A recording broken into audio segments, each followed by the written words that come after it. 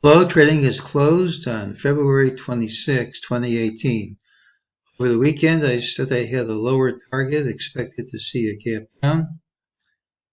I also reiterated my standard rule that gapping sharply in the undesired direction kills the call before the open. That's what happened, so there was no call. During the day when the market was dropping, MEJT's ultimately higher price would print, which they did. So this rally was false, and that we see this price undercut, which we did. Nothing new from MEJT from tomorrow. Well, tomorrow's pattern is the one with the early high, a strong tendency to rally into the close and close near the high.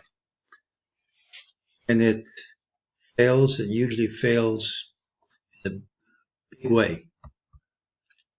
The general idea is that we've completed 5 waves down and we're making 3 waves up. I can make today's high work for a high. If this is alternate A and that's B, there is a FEB relationship between C and A. This price is also a FEB target of a prior consolidation. So today's high is possible, but it's not the only possible place for this to end. I think a much more plausible place for it to end would be tomorrow,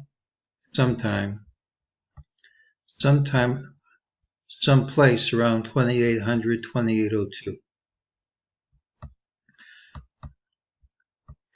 So unless we drop early, I look for higher prices tomorrow.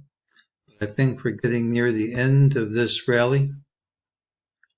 Even though I can't pick an exact price at this time, if this isn't it, I think there's a good chance we see 2800, 2802 very likely tomorrow or the day after, since there is a tolerance here.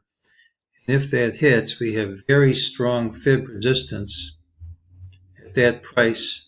And it's a price I would look very carefully at secondary indicators to see if the big drop I see coming will begin. That's today's call.